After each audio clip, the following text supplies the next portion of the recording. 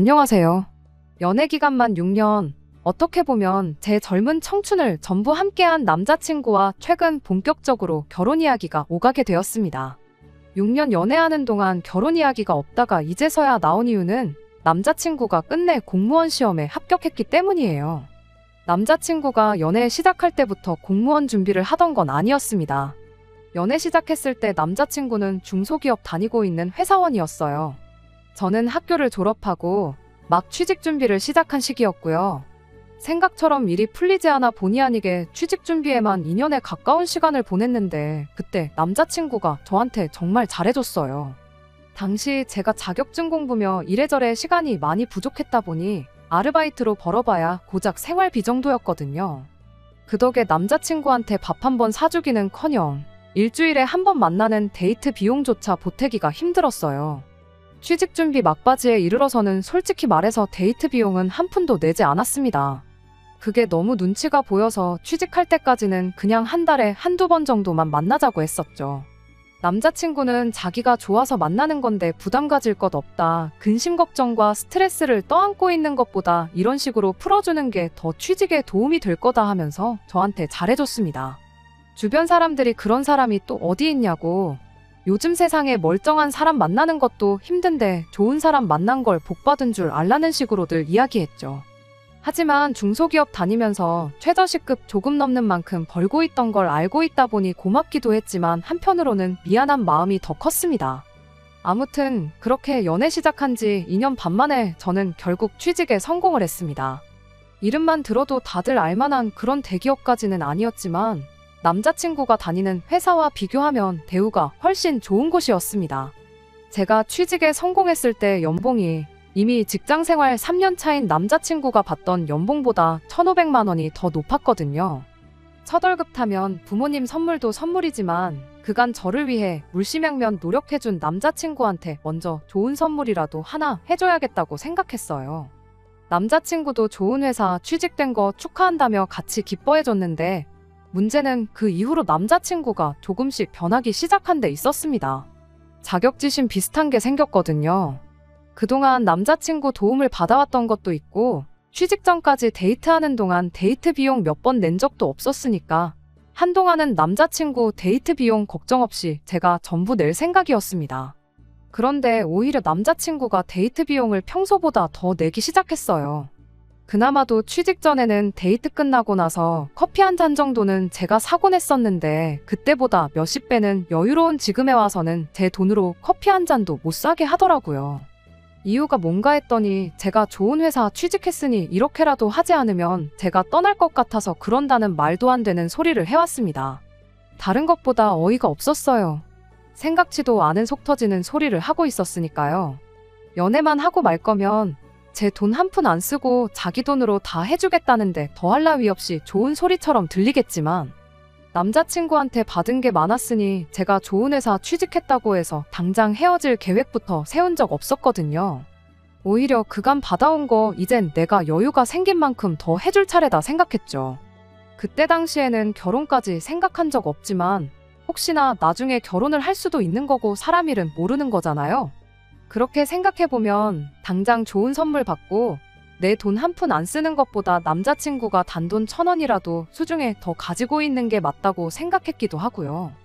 결혼 이야기까지는 하지 않았지만 나한테 돈 안 쓴다고 해서 헤어질 생각이 있는 게 아니니 걱정 말라고 몇 번을 더 말했더니 그제서야 남자친구도 조금 정신을 차린 듯 보였어요. 그러던 중 남자친구가 난데없이 직장을 그만두었다는 사실을 말해왔습니다. 갑자기 멀쩡히 잘 다니던 회사는 왜 그만뒀느냐 물었더니 평생을 다녀봐야 저와 벌이 차이가 절대 줄어들지 않을 만큼 미래가 없는 회사라 그만뒀다는 소리를 하더라고요. 그래도 이직할 거면 회사 다니면서 준비해도 되는 거 아니었냐 따지니 이직을 하려는 게 아니라 공무원 시험을 준비하겠다고 하더군요. 공무원 벌이가 별로라고들 하지만 그건 호봉수 낮을 때나 그렇지 알아보니까 나중 가서 연차수 쌓이고 승진하고 그러면 웬만한 중견기업 수준으로 받는다더라고 하더라고요. 거기에 수당에 공무원 복지, 잘릴 일 없이 안정적인 데다가 연금까지 생각하면 제가 다니는 직장 못지 않을 거라며 자기 결정을 존중해줬으면 좋겠다고 하대요. 그렇게 남자친구는 공무원 공부를 시작했습니다. 제가 취직 준비할 때 남자친구가 제 곁을 지켜줬으니 저 또한 기다려주는 게 당연하다 생각했지요. 시험 준비하는 남자친구 뒷바라지를 해줬다고까지 하긴 뭐하지만 적어도 남자친구가 공부하는 동안 데이트 비용은 대부분 제가 번 돈으로 내게 되었어요. 공부한다고 한 달에 두세 번 데이트하는 게 전부였다 보니 그렇게 부담스러운 수준은 아니었습니다. 남자친구도 제가 취직 준비할 때 똑같이 대부분의 데이트 비용을 부담했으니 그걸 가지고 생색을 낼 것도 없다 생각했습니다. 남자친구가 공무원 시험에 합격함에 있어서 대부분의 돈은 남자친구 부모님 주머니에서 나왔던 거였죠. 아무튼 3년 뒤 남자친구는 끝내 공무원 시험에 합격했어요. 그런데 합격하고 나서 주변 사람들한테 마치 제가 자기 뒷바라지를 해줘서 시험에 합격했다는 것처럼 이야기를 하고 다니더라고요. 빌빌거리던 지가 저 때문에 용됐다 이런 식으로 말이에요. 솔직히 공무원이 잘릴 걱정 없고 연금까지 생각하면 나쁜 건 아니지만 당장 월급이 중소기업 다닐 때 비해서 비약적으로 올라간 것도 아니고 벌이 자체는 그 나물의 그 밥인데 용됐다고 할 정도는 아니라고 생각하거든요. 그래도 연애할 때부터 항상 저한테 뭐 하나라도 더 해주고 싶어 안달이 나 있던 사람이고 제 속 한 번 썩인 적도 없던 사람이었으니 거기에 주변 사람한테 늘 제 덕분에 인생 풀렸다고 말하고 다니고 결과적으로는 당당하게 공무원 시험 합격도 한 사람이잖아요. 연애도 길게 했고 서로 나이도 나이였던지라 얼마 전부터는 결혼 이야기가 나오기 시작했습니다. 저는 남자친구의 청혼을 받아들였어요. 그간 공무원 준비한다고 당장 모아놓은 돈 하나도 없는 건 알지만 일단은 안정적인 직장을 갖게 되었다 보니 돈 문제로 결혼을 한 해 만에 할 이유는 없다고 생각했습니다. 딱 하나, 저한테만큼은 정말 저희 부모님 다음으로 잘해주는 사람이었으니 결혼하면 적어도 다른 일로 제 속을 썩힐 일은 없겠다고 생각했거든요. 그런데 정말 결혼은 일륜지 대사라는 말이 실감이 나는 게 꼭 둘이서만 좋다고 해서 결혼이 성립되는 게 아니더라고요. 남자친구를 저희 부모님께 먼저 소개시켜줬어요. 저희 부모님께서도 멀쩡히 다니던 회사 때려치고 죽어라 공부해서 공무원 시험 합격한 열정과 성실함을 높게 사셨고 연애 초반에 저한테 잘해주던 것도 알고 계셨으니 남자친구를 꽤나 마음에 들어 하셨어요. 그렇게 결혼 허락을 받았고 이번엔 제가 남자친구의 어머님께 인사를 드리러 갔습니다. 그런데 남자친구가 저를 대하는 것과는 전혀 다르게 남자친구 어머니는 아들이 공무원이 되었다는 사실 하나만으로 콧대가 잔뜩 높아져 있더군요. 남자친구 어머니가 땡전 한 푼 없는 아들 데려가 준다고 제 앞에서 벌벌 기는 걸 원한 건 아니지만 아들이 얼마나 대단한 사람이라고 장가 보내기 아까워하는 게 눈에 다 보였어요. 그러고서는 난데없이 내 아들도 나도 너 때문에 아주 요 몇 년간 안 해도 될 생고생을 했다고 하시더라고요. 다짜고짜 그게 무슨 말인가 싶었죠. 무슨 말이 하고 싶었던 건가 이야기를 들어보니 남자친구가 저와 연애 초반에 데이트 비용 대느라고 빚까지 졌다는 사실은 알고 있느냐고 말을 하더라고요. 남자친구가 회사 다니면서 만들었던 마이너스 통장이 있는데 저 때문에 자기 아들이 빚을 내가면서 데이트 비용을 내게 만들지 않았냐고 하는 거예요.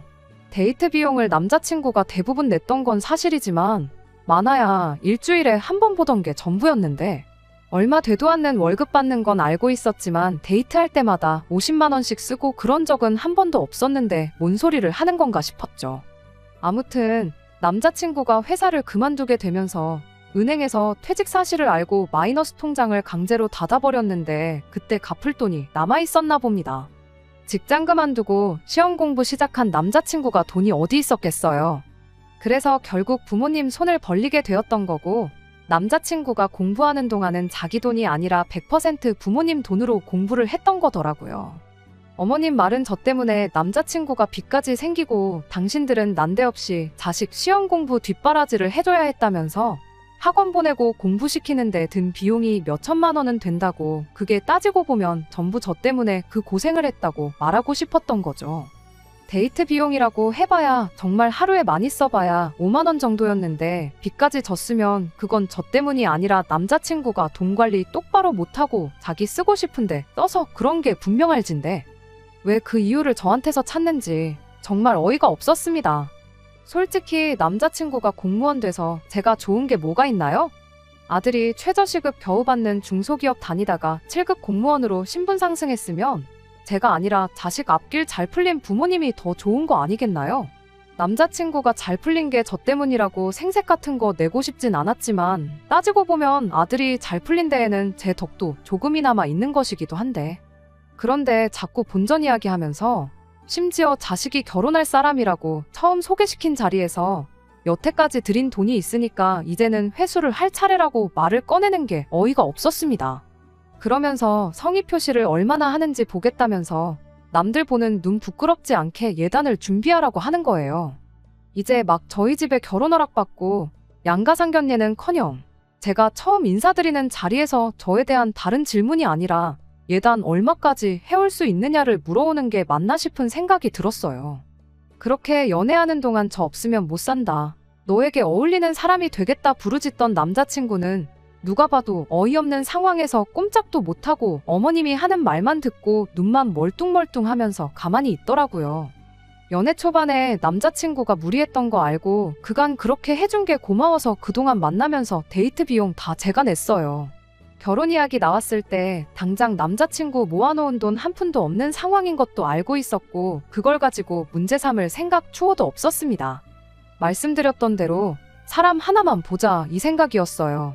어쨌든 저도 남자친구 공부하는 동안 직장생활 열심히 하면서 모아둔 돈이 상당했고 그 돈은 다 우리가 결혼하고 정착하는데 사용해도 아깝지 않다는 생각까지 가지고 있었고요. 그런데 결혼 비용은 당신들이 여지껏 아들 공부시킨 데 들인 돈이면 충분히 쓸 만큼 썼다고 하면서 하나도 지원 안 해줄 거라고 하더라고요. 그 와중에 당장 제가 모은 돈에 대출 끼고 집을 구하게 생겼는데 신혼집을 매매로 구한다면 또 집 명의는 공동명의로 해야 한다고 하는 거예요. 여전히 저에 대해 묻는 질문은 하나도 없었고 계속 돈 이야기만 하면서 본전 이야기를 하더라고요. 그런 이야기는 제가 지금 답변 드릴 수는 없는 이야기라 말씀드리고 자리에서 일어났습니다.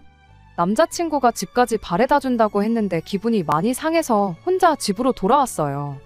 저희 어머니께서 오늘 어땠냐고 궁금해하시길래 이러저러한 일이 있었다 자초지종을 이야기했더니 어머니께서도 아무리 그래도 그건 아닌 것 같다고 일단 양가 어른들끼리 만나서 그 자리에서 다시 이야기를 해보자고 제안을 하셨습니다. 그렇게 양가 상견례가 진행이 되게 되었고 남자친구 부모님께서 장소를 섭외하신다고 하시어 저희가 그쪽까지 찾아갔습니다. 그런데 도착했더니 상견례 장소가 백반집이더라고요. 으리으리한 한옥 스타일의 고급 한정식 집을 기대한 건 아니지만 백반집은 좀 경우에 어긋나는 것 같았어요. 부모님도 많이 당황하신 눈치였고 이럴 줄 알았으면 그냥 제가 장소를 알아볼 걸 그랬다는 생각이 들었습니다. 그런데 남자친구 부모님이 분위기 파악도 못하고 아들 나랏일하게 만든다고 등골이 빠질 뻔했는데 예단도 안 해온다고 하고 우리도 돈을 아껴야 하지 않겠냐고 대놓고 무안을 주시더라고요. 어머님 말씀에 꼼짝도 못하던 남자친구도 방금 발언은 지나치다고 생각했는지 그래도 여기가 동네에서 소문난 제육볶음 맛집이라고 설명을 해주는데 그 말이 더 기분이 나빴습니다. 그래서 제가 이 결혼은 다시 생각해봐야겠다고 하고 저희 부모님 모시고 자리에서 일어났어요.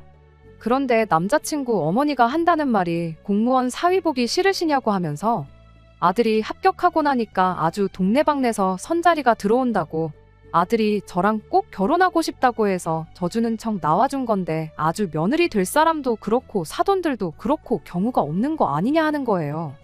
평소에 심약해서 파리 한 마리도 제대로 못 잡으시는 저희 어머니가 자리에 있던 쌈야채를 남자친구 어머니 얼굴에 뿌리면서 경우가 없는 게 누구냐고 아주 아들 가지고 장사할 생각에 정신이 나가도 너무 나간 거 아니냐고 주제 파악 좀 하라고 쏘아붙이시더라고요. 똥이 더러운 거 알고 피하는 거잖아요.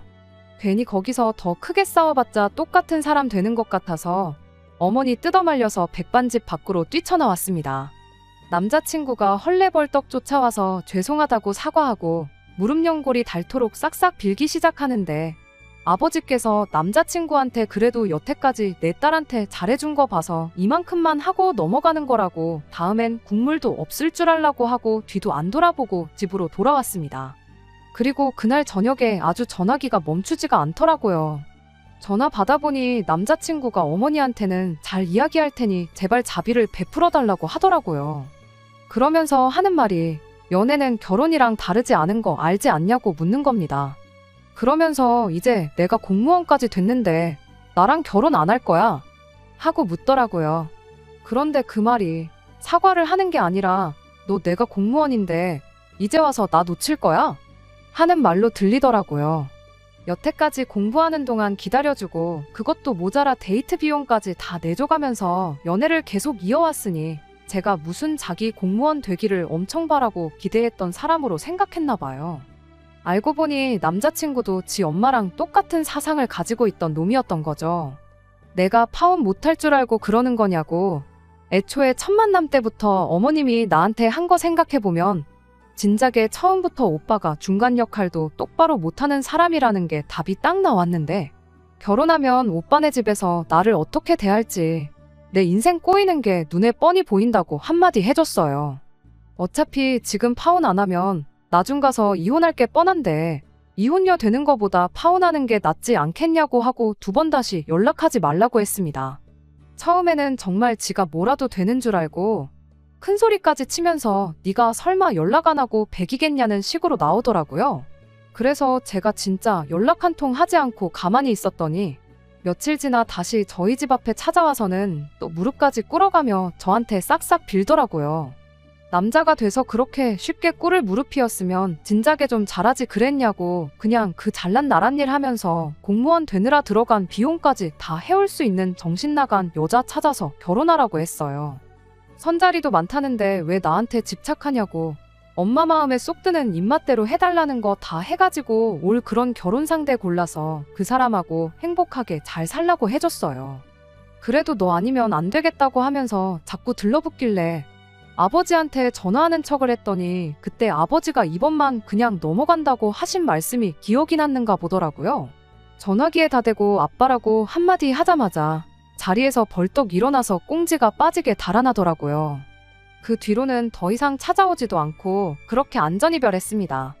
6년 길게 만났기 때문에 아쉬운 부분이 전혀 없는 건 아니에요. 그렇지만 지금 보여준 공무원 부심 갑질은 빙산의 일각일 뿐이라고 생각해요.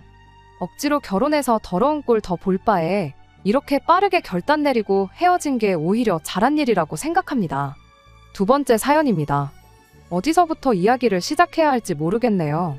남편과 처음 연애를 시작했을 때 세상 참 좁다는 말이 괜히 있는 게 아니라는 걸 새삼 느꼈어요. 남편 핸드폰 사진첩을 보다가 낯이 익은 사람이 한 명 보이더라고요. 당시에는 남자친구였던 남편이 너 우리 누나랑 아는 사이냐고 물어봤을 때 엄청 놀랐습니다. 제 신우가 다른 사람도 아니고 제가 다니던 전 직장에서 저한테 일을 가르쳐준 사수였거든요. 제가 첫 직장에 입사했을 때 저보다 2년 입사 선배였던 신우가 제 사수가 되어 저한테 실무를 가르쳐줬어요. 그 회사에서 1년 정도 고생하다가 저는 어떻게 기회가 닿아서 동종업계 중에서도 규모가 가장 큰 회사에 다니던 회사보다 훨씬 좋은 조건으로 스카웃 제의를 받게 되어서 이직을 했었습니다. 사수였던 신우도 그때는 저한테 좋은 기회가 찾아온 거라고 거기 가서도 내 밑에서 했던 것처럼만 하면 잘 풀릴 거라면서 응원해줬고 이직하고도 자주 연락하면서 지내자고 했었어요. 남편과 처음 만난 연애 초기에도 저한테 여전히 신우의 연락처가 있긴 했지만 그때는 이미 신우와 연락이 끊긴 지 오래였습니다. 아무리 회사에서 사수 부사수 관계였다고 해도 그저 직장 동료의 관계였지 그 이상도 그 이하도 아니었거든요. 회사에서야 계속 붙어 있었지만 집에 가면 서로 뭐 하는지 모르는 그런 대면대면한 관계였어요. 그렇게 저도 이직 후에 회사에 적응하는데 정신이 없고 일도 훨씬 바빠지고 신우는 신우대로 바빴을 테니까 가끔가다 한 번씩 잘 지내냐 주고받던 안부 연락도 자연스럽게 끊어지게 되었죠. 그런데 이렇게 남자친구의 누나로 다시 만나게 되었으니 새삼 세상이 참 좁다는 말이 와닿더라고요. 남편도 어떻게 이럴 수가 있냐며 그 당시에 정말 신기해했어요. 그 사실을 알게 된 그 주 주말에 곧바로 신우랑 해서 셋이 만나는 자리를 만들게 되었습니다. 벌써 몇 년이나 지나서 다시 만나게 된 인연이다 보니 오랜만에 만나서 반갑다기보다는 어색한 기분이 더 컸어요. 그렇다 보니 신우와 재회한 첫 만남 이후로는 그렇게 셋이서 자주 만날 일은 없었습니다. 남편은 남편 나름대로 제가 신우랑 이미 서로 알던 사이라는 부분이 참 좋았나 봐요. 같이 회사를 다닐 시절에도 1년이라는 시간을 같이 보냈지만 말씀드린 대로 신우와는 직장 동료 그 이상도 그 이하도 아닌 관계였기 때문에 둘 사이에 큰 문제도 없었으니 말이죠. 아무튼 그 이후로 몇 달 지나지 않아서 남편이 제게 결혼하자고 청혼을 해왔습니다. 저의 조건이나 그런 거 하나도 보지 않고 남편이 저에게서 가장 좋게 봤던 건 자기 가족? 특히 신우와도 좋은 관계로 지낼 수 있는 사람이라는 부분이었대요. 가족 아끼고 챙기는 건 당연한 일이기에 그때는 그 말에 그렇게 크게 의미 부여를 하지 않았습니다. 결혼 준비 시작하면서 시부모님께 처음 인사를 드리러 가게 되었던 날에 기분이 그렇게 좋지만은 않았었어요. 시부모님 댁에 직접 인사를 드리러 갔으니 신우도 그 자리에 있었어요. 그런데 시어머니도 제가 신우와 직장 선후배 사이였다는 걸 미리 알고 계셨어서 그런지 시어머니가 저를 아직도 신우 부하 직원 정도로 생각하시는 것 같더라고요. 신우가 저한테 일을 잘 가르쳐준 덕분에 지금 다니는 회사에 이직해서 편하게 일을 하고 있는 것처럼 말하시는 거예요. 실무에 대해서는 신우가 저에게 인수인계를 해준 부분은 맞지만 어쨌든 저는 첫 직장 들어가기 전부터 이쪽 업계에 대해 관련 자격증 취득부터 해서 준비해온 것들이 한두 가지가 아니었고 신우한테 일 배우면서도 부단히 노력했기 때문에 이직은 순전히 저희 노력의 결실이나 마찬가지였거든요. 그런데 그걸 다 신우 덕분이라고 싸잡아서 이야기하니 기분이 썩 좋지만은 않았습니다. 하지만 또 그 자리에서 그게 아니라고 다 제가 잘나서 그렇게 된 거라는 식으로 말하기에는 겸손하지 못하다, 개구리, 올챙이적 생각 못한다. 이런 이야기가 나올 게 뻔했고 그냥 좋은 게 좋은 거라고 생각해서 대충 맞장구를 쳐줬습니다. 그런데 또 신우 부하 직원이었다고 하니까 제 급여도 지금 신우가 받는 정도 받겠거니 생각하고 별것 아닌 것처럼 생각하더라고요.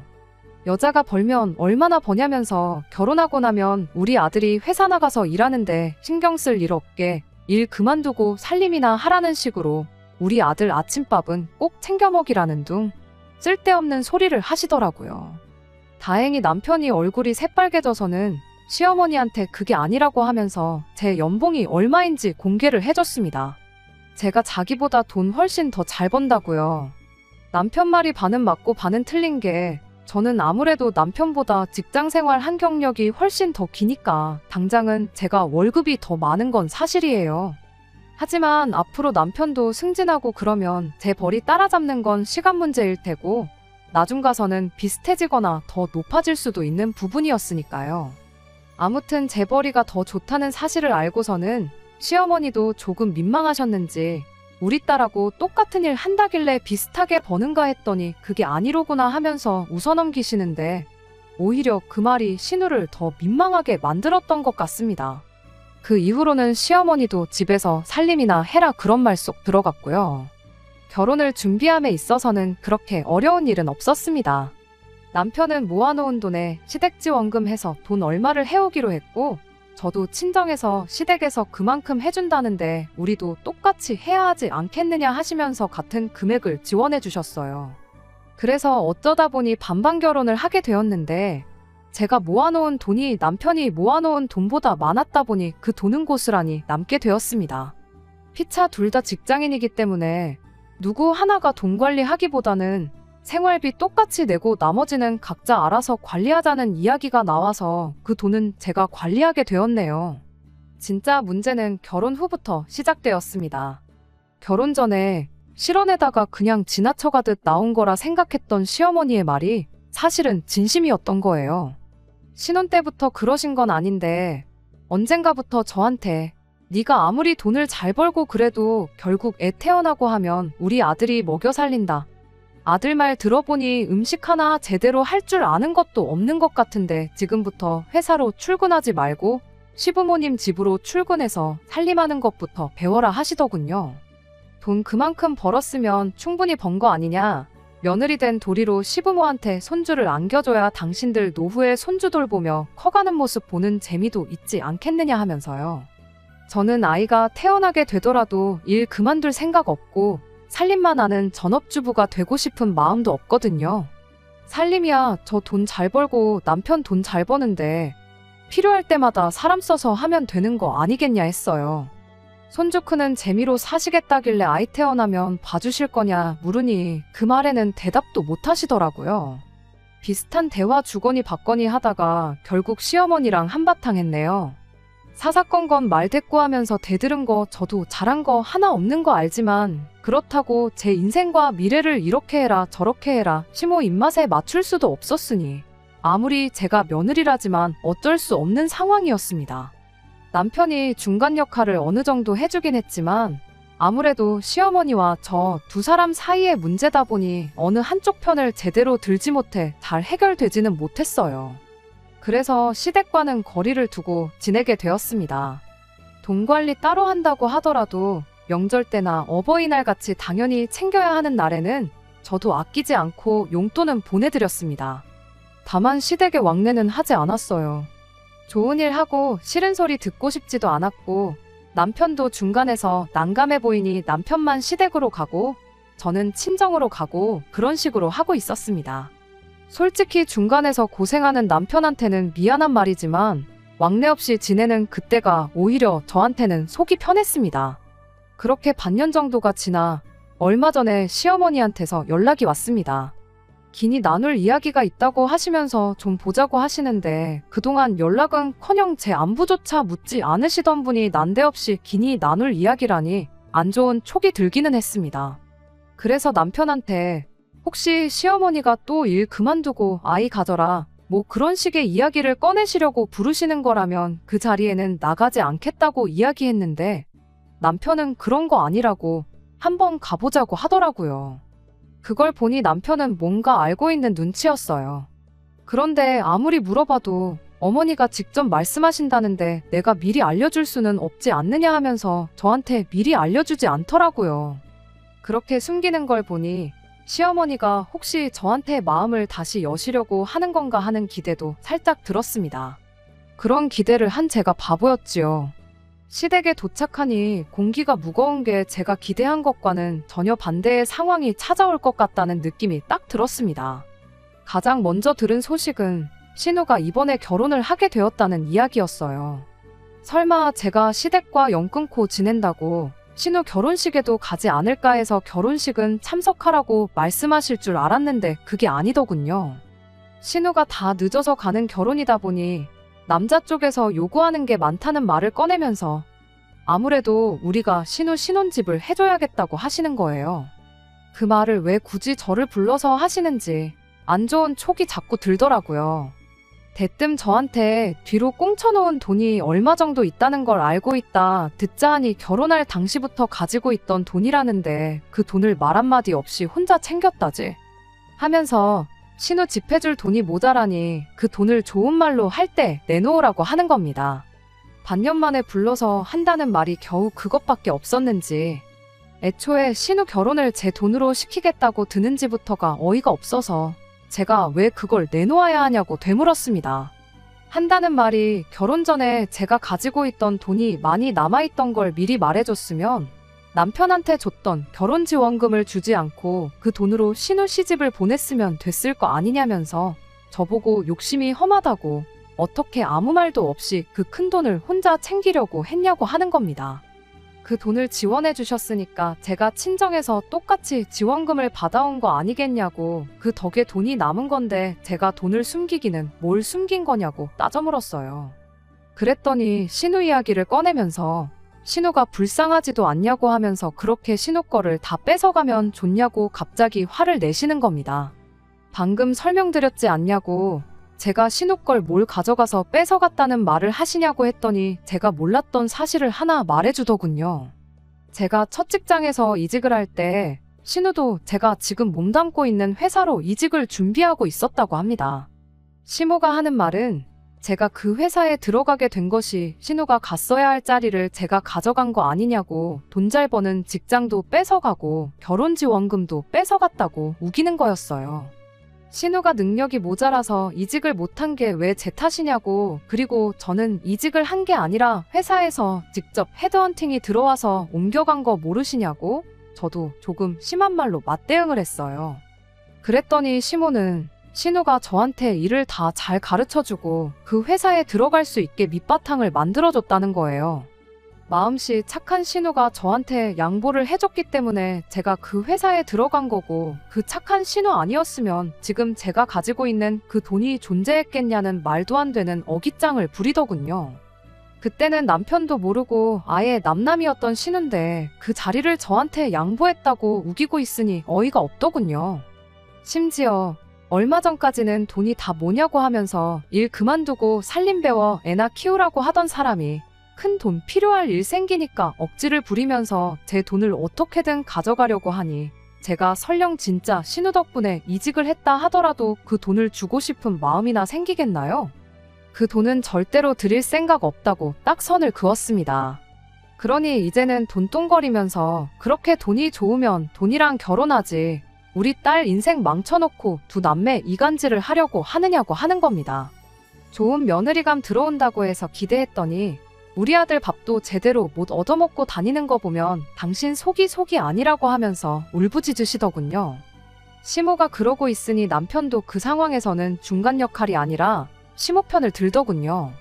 아니, 애초에 제가 가지고 있는 돈에 대해서 시모가 알고 있는 걸 보면 시모 편을 들은 게 아니라 애초부터 남편은 제 편이었던 적이 한 번도 없던 걸 수도 있겠네요.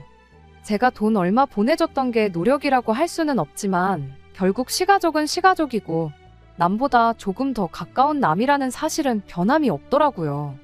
남편도 중요한 순간에는 자기 가족 챙기는 남이나 다름없는 사람이었고요. 그래서 결혼할 때 주신 거 다 돌려드리겠다고 했습니다. 당신 아들도 필요 없으니 도로 가져가라고 했어요. 어차피 결혼할 때 반반 결혼했고 돈도 각자 관리하고 있으니 마침 나누기도 편하지 않냐고, 계산할 것도 없으니 반 가져가라고 했어요. 아들 줬던 돈으로 신우부터 결혼시키고 아들한테는 끼니 때마다 삼시세끼 다 챙겨주는 새며느리 찾아서 이어주던가, 그게 안 될 것 같으면 어머님이 직접 챙겨주시면 되겠다고 하고 말았습니다. 자리에서 일어나면서 저는 어머님이 원하는 대로 일하고 결혼할 테니까 아무쪼록 돈 관련된 거 빨리 정리해서 쓸데없는 데다가 시간 끌게 만들지 말아달라고 부탁하고 자리에서 일어났습니다. 그리고 그 길로 짐 싸서 친정으로 갔어요. 친정 부모님도 처음엔 많이 놀라시기는 했지만 그런 날강도 같은 집구석이 다 있냐고 하면서 남보다도 못한 식가족 받들어 모시면서 돈 뜯기며 살 필요 없다고 그냥 이혼하라고 하시더군요. 그렇게 결혼 2년 만에 저는 이혼하게 되었네요. 친정에서 지낸 지도 며칠 지났는데 시댁에서는 아무런 연락이 없더라고요. 빨리 돈 준비해서 쓸데없는데 시간 끌지 말자고 시모한테 연락을 했는데 시모가 우물쭈물하면서 저한테 사과를 하더라고요. 아무래도 나이 차서 오래 혼자였던 신우가 엮인 일이다 보니 자기가 옳은 판단을 하지 못한 것 같다고 미안하다고요. 그런데 그게 제 귀에는 며느리 얻어서 아들 뒷바라지 시키고 손주 재롱 떠는 거 보면서 편안한 노후를 보내려고 했는데 졸지의 아들은 이혼당하고 늦게 시집가는 신우 눈에 안 찬다고 사돈들 집구석에 아들 이혼시켜서 받은 돈까지 다 가져다 바치게 생겼으니 엄청 손해보는 기분이었나 봅니다. 거기에 졸지에 다 늦어서 손주는커녕 반품받은 아들 삼시세끼 밥 차려주면서 다시 뒷바라지 해줄 생각을 하니 못 해먹겠다, 그러니까 돌아와달라, 그런 소리로밖에 들리지가 않았어요. 뭘 그러시냐고, 이거 다 어머님이 원하는 대로 된 거 아니냐고, 저는 제 마음 똘릴 생각 없으니까 빨리빨리 해달라고 그랬어요. 저도 제 삶이 있기 때문에 늦어진다고 느껴지면 저도 돈 아깝고 시간 아까워서 그러고 싶지는 않은데 변호사 알아보고 해야 한다고요. 위자료까지 뜯기기는 싫은지 그 뒤로부터 시모로부터는 아무 연락도 없더라고요. 그 와중에 저 몰래 시모랑 신우 책임져 주려던 남편은 제 마음 돌려보려 연락 한 통 없더라고요. 그렇게 돌려받을 거 돌려받고 2년 만에 결혼 생활 다 쫑나게 되었습니다. 제가 먼저 사과할 일도 아니었고 자기 좋을 대로만 생각하고 억지 부리는 집구석에 버티고 있어봤자 이것보다 더한 꼴만 볼 것 같아서 차라리 하루빨리 손 털고 이혼한 게 잘한 일이라고 생각합니다. 이혼의 후회는 하나도 없어요. 신우도 그동안 저한테 친한 척 하면서 얼마나 속이 쓰렸겠어요. 괜히 저 보면서 열등감 느낄 필요도 없고 모두에게 잘 된 거 아닌가 합니다. 남들이 다 하기 때문에 해야 하는 결혼이라면 차라리 안 하는 게 나은 것 같네요. 제가 하고 싶은 일 하면서 남 눈치 안 보고 지내는 게 최고가 아닌가 싶어요. 끝까지 들어주셔서 감사합니다. 오늘의 사연은 여기까지입니다. 구독과 좋아요, 알람 설정 부탁드리고 더 좋은 사연으로 다시 찾아뵙겠습니다. 감사합니다.